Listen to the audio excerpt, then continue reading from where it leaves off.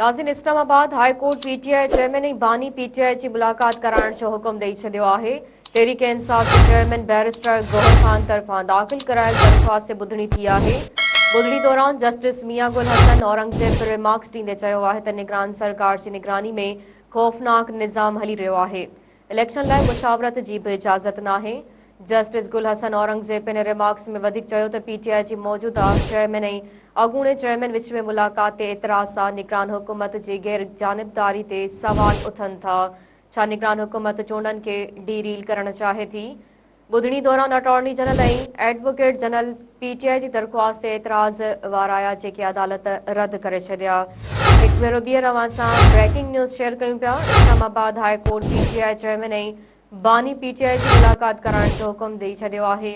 तहरीक इंसाफ़ जे chairman barrister Gauhar Khan तरफ़ां दाख़िल करायल दरख़्वास्त ते ॿुधणी थी आहे।